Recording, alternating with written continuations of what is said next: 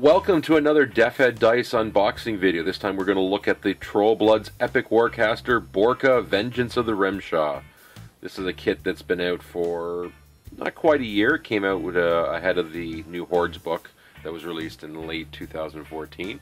So we'll take a quick look at the box, and as you can tell, standard standard Hordes or Privateer Press boxing. Nice picture on the front. Two of the same pictures on the side. I won't go on about how that's, I think they should mix it up a little bit. And then the back just has the standard Hordes blurb, and it says, "As war continues to consume the lands of Trollkin, Borka, Vengeance of the Rimshaw, rides upon his powerful northern bear, Artos, as like a savage chieftain of old, bringing swift death to his enemies. The northern wind blows, Borka freezes his enemies in his tracks and stands helpless before the onslaught." Exciting. So take a look and see what's inside. So we've got everything there, and the cards, which are of course hiding in the bottom there. There we go. Let's take a look at the court cards. So Borka, Vengeance of the Rimshaw, is a Speed 7, Strength 9, Mat 8, Rat 5, Deff 14. Hey, that's good for a troll. Armor 18, which is also good for a troll. Command 9, he's got a bomb, which is a range 8, rate of fire 1, AoE 3, POW 12 weapon, plus his hand weapon Trauma, which is a POW 6, so power and strength with his strength makes it 15, a magical weapon, and it's got reach. There you go, you gotta like that. And his mount, the polar bear, has a POW 14. Flip that over, and he's got the special rules Assault, which allows him to shoot before moving in. Combat Rider, which means that his mount can make melee attacks every turn, and he also has models in his battle group or gain immunity to cold. Take that, Sorsha. Trauma has critical smite, and mount has critical brutal damage, which is always nice. Let's see. Spells, battle charged. Basically, everyone within his battle group gains counter charge. Frost Hammer, which is a spell. Spray 8, I had to think about the word there for a minute. POW 12 causes cold damage on critical hit. It becomes stationary.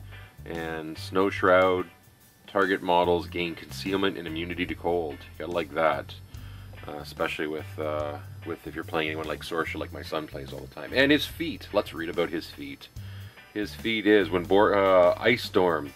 In Borka's control area, models gain stealth. When models without immunity cold hit one or more friendly models in Borka's control area that have immunity cold with a melee attack, the enemy becomes stationary after the attack is resolved.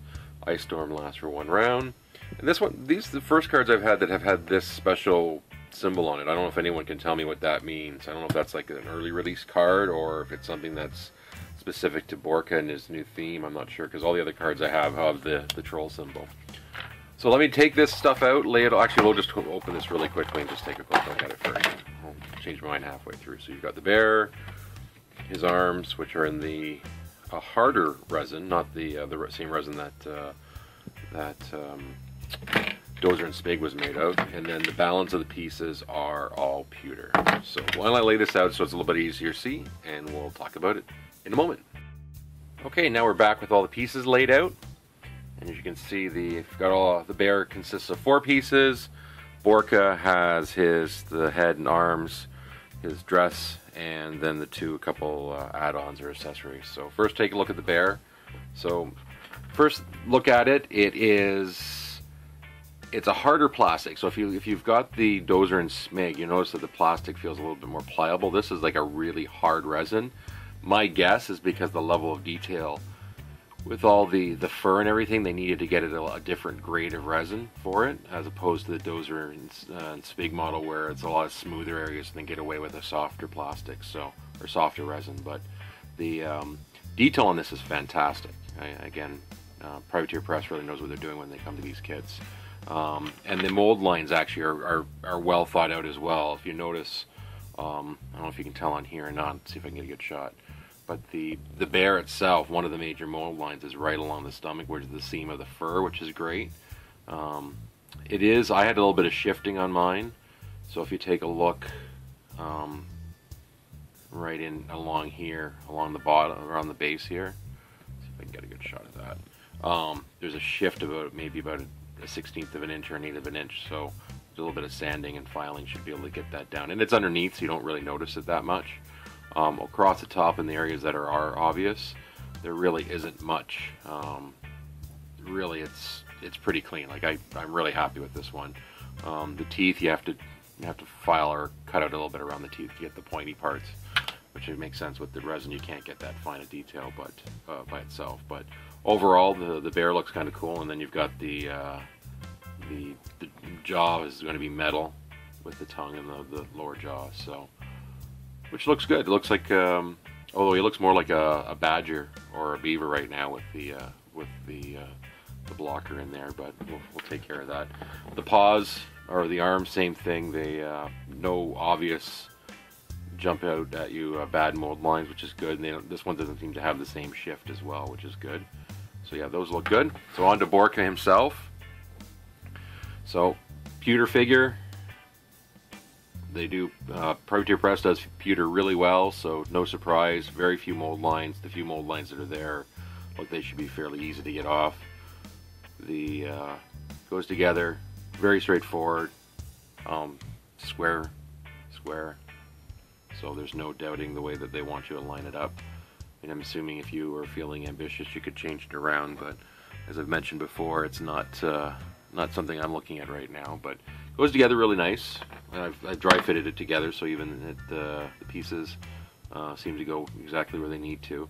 My only kind of question, and we'll look at this again a little bit further, but the pose, he seems way too laid back. If you figure the bear is going to be standing straight like that, he's leaning back. My guess it's because the bear is sort of standing up and he's having to deal with trying to regain his balance. But I was a little surprised to see how, because it didn't seem that obvious on the photo, but it seems like he's leaning way too back. I'd almost put him up a little bit more straighter if I can, but we'll see. So let me get this dry fit this together as much as I can. I'm not sure blue tack will be able to do much, but we'll see what we can do, and then take a look, and then we'll rate this bad boy.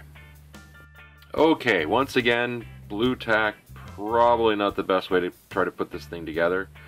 I've been fighting with it for the last 5 minutes, but you can get the general feel for the model.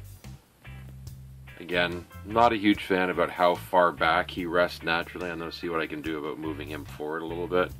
It just looks like he's too laid back for what he is. But other than that, the closer inspection, there's a few odd little mold lines. There's a couple of them across the metal places here. But overall, it's exactly what you expect. A high quality Trollkin model that follows the theme. Same look and feel. Very similar to the earlier Borka, which is still a great kit as well. And using resin as well as the metal. So overall, great stuff. I do want to see these as plastic, but like actual proper polystyrene plastic, but that's a conversation for another time. So we're going to go into the ratings. So first start looking at the sculpt. So I usually say, what do I think about the pose, the dynamics of it, the overall look, the detail, those kind of pieces. So my only real complaint about this, and I've already said it, is he's leaning back too far. I think it takes a little bit away from the model. Everything else about it looks amazing, as is normal with these kits. But overall, that pose just a little bit. I mean, I understand if the bear is standing up and he's sort of leaning back because he has to, but if you've got a mace behind your head as well and your throwing weapon as well, it just seems a little bit out of place. So I'm going to see what I can do. So for that, I gave it a 4 out of 5. Material, mold lines, quality of the material. Material is really nice. I like the harder resin for the better details. I think for handling it doesn't make much of a difference. We'll see once we get some paint on if I change my mind. But at this point, I'm going to give it where'd you give it 4? I'll give it a 4.5 because there really wasn't very many mold lines and it was relatively easy to get it all that stuff. So I think material, give it a 4 out of 5. And the last category, which applies more to other companies, is posability, customization, things like that. Again, unless you're getting out your your saw and your X-Acto knives and such, you're not going to be doing much customization on this one. So I don't usually put the privateer press models in that category. So that would bring us to a total of 85%, which is pretty good. So thank you very much for watching, and thank you for, if you like this and like seeing these videos, please hit subscribe and like, and make sure as we can do, we, meaning me, can do more of them. Also look for some exciting news in the near future regarding me assisting one of my favorite podcasts with some videos and part-time co-hosting responsibilities. So keep an ear out for that. And if you have any questions, throw them below. Any comments, etc., throw them below. And make sure you can always watch all the old videos. And that's it. Take care.